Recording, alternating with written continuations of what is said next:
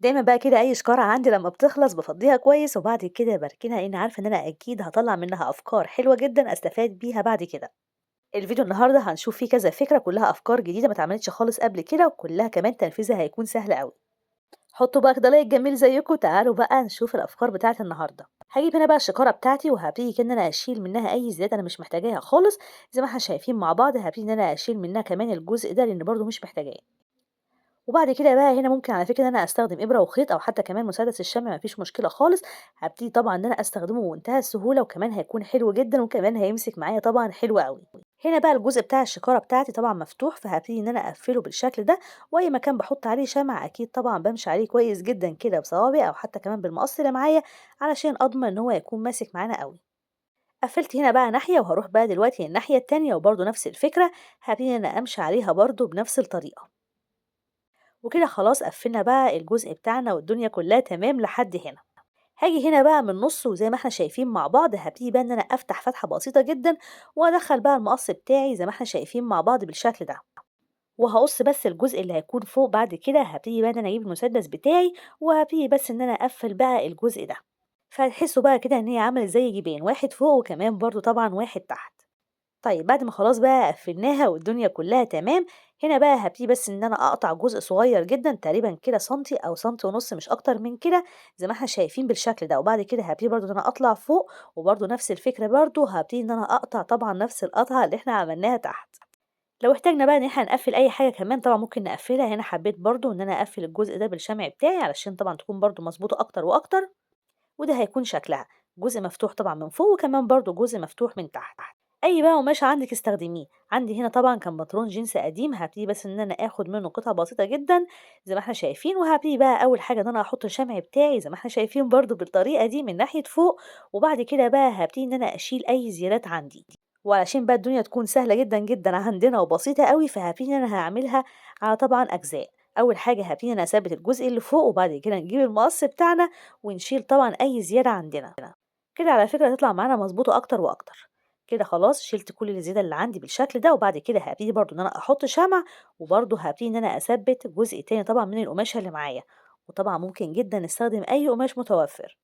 حطينا الشمع زي ما قُلنا، وبعد كده هابتدي إن أنا أثبِّت القماشة بتاعتي ونضغط عليها كويس علشان طبعًا الشمع بتاعنا برضه يمسك معانا كويس، وبعد كده بقى هنقفّل كل الأجزاء اللي إحنا محتاجين طبعًا نقفّلها، وهنا بقى أكيد هيظهر عندنا زيادات، نجيب المقص بتاعنا ونشيل بقى كل الزيادات اللي إحنا ما إحناش محتاجينها خالص دي. طبعًا هي لسه مش ظاهرة خالص معانا، لإن طبعًا فيها زيادات كتير، فطبعًا كل برضه الزيادات دي هابتدي إن أنا أشيلها.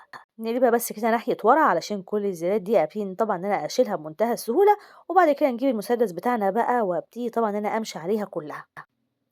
بس هنا هاحاول إن أنا أشيل منها أجزاء بسيطة جدًا، وبقية طبعًا الأجزاء بتاعتنا دي هابتدي إن أنا أقفلها بالشمع بالشكل ده. باحط بس كده الشمع بتاعي وباعمل تانية بسيطة جدًا، وابتدي بقى أنا أدخّلها ناحية جوّه زي ما إحنا شايفين مع بعض. أظن الموضوع سهل جدًا، جدًا وما فيهوش أي صعوبة خالص. زي ما إحنا شايفين هامشي عليها كلّها برضه بنفس الطريقة. كده خلاص بقى ثبّتنا الجزء اللي تحت والدنيا كلّها تمام لحد هنا، فهابتدي بقى دلوقتي طبعًا إن أنا أطلع ناحية فوق وبرضه نفس الفكرة نحط الشمع بتاعنا، وبعد كده أبتدي إن أنا أكمّل برضه بنفس الطريقة. وكده خلاص عملناها كلها من جميع الجهات، نقلبها بقى دلوقتي. شايفين بقى الجزء ده أكيد طبعًا مش هنسيبه كده، لإن الشكل أكيد مش هيكون ظريف خالص، فهابتدي بس إن أنا أحط قطعة صغيرة جدًا، القطعة دي بقى هتداري لي الجزء اللي هيكون باين عندنا، وهنشوف دلوقتي إزاي هتتدارى. أنا مش محتاجة خالص إن أنا أحط أكتر من كده، كده خلاص حطينا بقى القطعة بتاعتنا، وبعد كده هابتدي إن أنا أحط الشمع بتاعي وأقفلها بقى كويس جدًا، جدًا.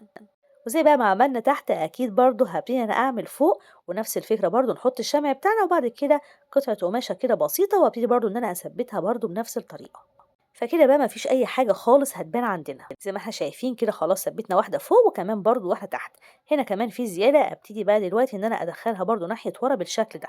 طيب بعد ما خلاص بقى قفلنا الدنيا كلها كده من قدام، ورا بقى هابتدي برضه أنا أحط قطعة تانية، وزي ما إحنا شايفين مع بعض كل حاجة بقى عندنا هتتدارى. هنا بقى هاحط كده خط من الشمع بسيط أوي، وبعد كده هابتدي بقى إن أنا أستخدم أي شريط للتزيين.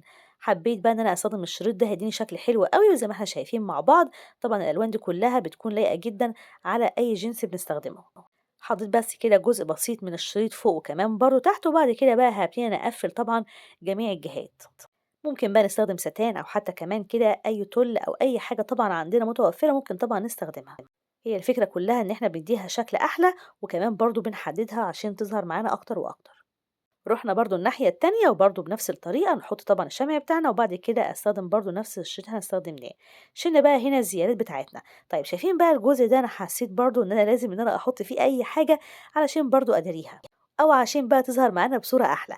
فحبيت بقى إن أنا أستخدم بقى شريط تاني، وعلى فكرة ممكن برضه نستخدم نفس الشريط بس أنا ما كانش عندي زيادة، فطبعًا استخدمت أي حاجة تانية. حابين نشتغل كل الشغل ده بشريط ستان هيبقى برضه حلو جدًا، جدًا. بعد كده بقى هابتدي بس إن أنا أتنيها كده على بعضها، وهاستخدم هنا قطع بسيطة جدًا من الإسكوتش، وبعد كده هابتدي بس إن أنا أحط برضه نقطتين شمع كده محترمين، وبعد كده هاثبت بقى الإسكوتش بتاعي بمنتهى السهولة. هتكون بقى بتقفل على بعضها زي ما إحنا شايفين مع بعض بالشكل ده. طيب تعالوا بقى دلوقتي كده نشوف هنستخدمها في إيه وهنستخدمها إزاي. ممكن جدًا نحط فيها كده فرش لأسنان لو إحنا رايحين أي مكان، وكمان المعجون هتكون فكرة حلوة جدًا وكمان عملية أوي. وخصوصًا بقى إن هي مبطنة من جوه بجزء كده من البلاستيك، فطبعًا هيحميها جدًا، جدًا، أو هيحمي بقى أي حاجة طبعًا إحنا حاطينها في الشنطة جنبها. ممكن على فكرة كمان نحط فيها أي حاجة مبلولة، فطبعًا أكيد مش هتأثّر خالص على أي حاجة برضه جنبها.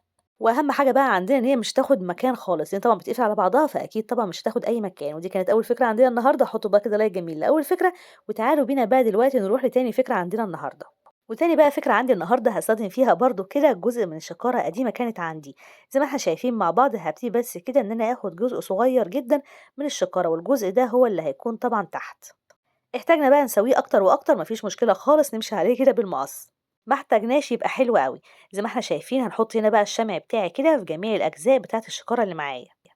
وبعد ما خلاص بقى حطينا الشمع بتاعنا والدنيا كلها تمام، هابتدي بقى دلوقتي إن أنا أجيب أي بواقي قماش تكون عندي، وهاستخدم هنا القماش ده زي ما إحنا شايفين مع بعض، وهابتدي بقى إن أنا أثبته بالطريقة دي على طبعًا الجزء بتاع الشكارة اللي معانا. بعد ما خلاص ضمننا إن هو ثبت كويس جدًا، هاقلب بقى دلوقتي الشكارة بتاعتي كمان بالقماشة بتاعتي، وبعد كده بقى هابتدي إن أنا أقفّلها طبعًا من الناحية التانية. هاقفل الجزء ده وبعد كده هاروح الناحية التانية، وبرضه هابتدي إن أنا أقفّل طبعًا الجزء التاني برضه بنفس الطريقة. ما نقلقش خالص على فكرة على الشكارة من الشمع، مش هيحصل لها أي حاجة.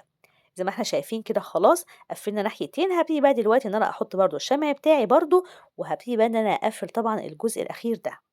وتعودوا دايمًا كده إن أنتم تسيبوا الزيادات علشان تكون الدنيا كده عندنا سهلة وكمان بسيطة، وكمان ما يحصلش كده أي حاجة إن إحنا نكون ناقصين حتة كده أو حتة كده. فأكيد الحاجة لمّا تكون زيادة بتكون أفضل بكتير، وكده، كده كل الحاجات دي ما بنرميهاش بعد كده، برضه بندخّلها في أعمال تانية وأفكار تانية. الجزء اللي إحنا شُفناه شيلناه ده أكيد برضه هاستخدمه بعد كده. الزيادة بقى اللي عندي دي هابتدي كده أنا أحط الشمع بتاعي ناحية جوّه، وبعد كده هابتدي بقى طبعًا إن أنا أقفّلها برضه من ناحية جوّه زي ما إحنا شايفين مع بعض، فهتظهر لنا بقى الشكل حلو أوي. باحط كمان بقى طبعًا شمع كده من ناحية الجوانب علشان أضمن إن هي تكون ثابتة معايا جدًا، وده هيكون شكلها. واستخدمها بقى زي ما إحنا شايفين إن أنا ممكن جدًا إن أنا أحطها كده في الدولاب وأحط فيها ملابس داخلية أو حتى كمان شرابات زي ما إحنا شايفين مع بعض بالطريقة دي. أحسن حاجة بقى إن هي هتاخد حاجات كتيرة جدًا، وكمان برضه في نفس الوقت مش هتاخد حيّز في أي مكان بنحطه، إذا كان بقى درج أو دولاب. طيب ممكن بقى نستخدمها في إيه كمان؟ ممكن على فكرة كمان نحطها في المطبخ ونحط فيها أي حاجة تانية برضه إحنا حابينها، نحط فيها فاكهة بقى ونحطها كده على رخامة المطبخ أو أي حاجة، فطبعًا استخداماتها كتير أوي. ودي كانت تاني فكرة عندنا النهارده، حطوا بقى كده لايك جميل لتاني فكرة، وتعالوا بينا بقى دلوقتي نروح لتالت فكرة عندنا النهارده. بما إن بقى الفيديو كله عن الشكاير، فهاستخدم هنا برضه جزء بسيط جدًا من شكارة قديمة برضه كانت عندي، وزي ما إحنا شايفين مع بعض هابتدي بس إن أنا آخد كده جزء منها، وبعد كده جبت طبق، وبعد كده هابتدي بقى إن أنا طبعًا أحدد لنفسي مقاس الطبق بتاعي على شكل دايرة بالشكل ده، وهامشي بقى عليها بالمقص زي ما إحنا شايفين مع بعض. ممكن طبعًا نكبّر عن كده إذا حابين ما فيش مشكلة خالص، طبعًا نكبّر الطبق. ده هيكون بقى شكل الدايرة بتاعتي. طيب بعد كده بقى هابتدي زي ما إحنا شايفين مع بعض إن أنا أحط كده شمع، وبعد كده هابتدي إن أنا أستخدم هنا بقى حبل الخيش. حبل الخيش حلو جدًا وبيتباع عند المحلات بتاعة أدوات الخياطة، وفي منه بالمتر وفي منه كمان بالكيلو إذا حابين، وكمان في منه المقاس ده وفي منه كمان طبعًا مقاسات أكبر من كده. هابتدي بقى إن أنا ألِف كده طبعًا حوالين الدايرة بتاعتنا زي ما إحنا شايفين مع بعض، وهتحسوا إنها هتخلص معانا بسرعة جدًا ومش هتاخد برضه مننا وقت ولا مجهود ولا أي حاجة. طيب ممكن بقى نستخدم إيه غير حبل الخيش ده؟ ممكن طبعًا نستخدم خيط مكرمية أو أي خيوط تانية ما فيش مشكلة خالص، حتى كمان لو خيط المكرمية صغير أو رفيع ممكن نعمله ضفيرة وبعد كده طبعًا نستخدمه برضه بنفس الطريقة. بس حبل الخيش بقى أو حبل الجوت ده حلو جدًا، جدًا، وكمان بنعمل بيه أفكار كتيرة أوي، فحلو جدًا على فكرة إن إحنا استخدمناه أو جبناه واشتغلنا بيه. ممكن كمان طبعًا برضه نستخدم خيط خيش إذا حبينا، بس طبعًا لازم نضفّره علشان يدّي معانا سمك كويس، وكمان برضه نوصل كده لنتيجة كمان ترضينا. زي ما إحنا شايفين ما باشيلش إيدي خالص إلا أمّا أخلّصها كلّها علشان أضمن إن هي هتكون ثابتة معايا جدًا. بنعمل حاجة زي ما قُلنا كتير أوي قبل كده، إن هي تقعد معانا كتير وفترة طويلة، مش مجرد بس إن إحنا نعملها وبعد كده طبعًا ما نستفادش بيها. هنا بقى مش هاقطع الخيط بتاعي أو أي حاجة قبل طبعًا ما أشوف المقاس اللي أنا محتاجة إن أنا أستخدمه بعد كده، فاعمل منها هنا شكل كده أو كتعليقة بسيطة أوي، فهتديني شكل حلو أوي زي ما إحنا شايفين مع بعض. وبعد كده هاجيب بقى المسدس بتاعي وهابتدي إن أنا أحط نقطة شمع كده كويسة، وبعد كده هابتدي بقى إن أنا أثبتها بالطريقة دي، فزي ما قلنا هتدينا شكل حلو أوي. حطينا هنا بقى الشمع بتاعنا، وبعد كده طبعًا ضغطت عليه كويس علشان أضمن برضه إن هي تكون ثابتة معايا جدًا، وتعالوا بقى دلوقتي نشوف هنستخدمها في إيه وهنستخدمها إزاي. زي ما إحنا شايفين شكلها حلو جدًا وكمان رقيق أوي وكمان بسيط جدًا. هاستخدمها بقى ككوستر بالطريقة دي، فكرة حلوة جدًا وكمان عملية أوي. وده كان فيديو النهارده، أتمنى فعلًا يكون عجبكم، ما تنسوش تحطوا لايك للفيديو وكمان تشتركوا في القناة لو أنتم النهارده لسه أول مرة بتشوفوني، وطبعًا هاستنى تعليقاتكم الجميلة وعايزة أعرف كمان إيه أكتر فعلًا فكرة عجبتكم أكتر وممكن تنفذوها، واستنوني إن شاء الله في فيديو جديد واسيبكم في حفظ الله وأمنه.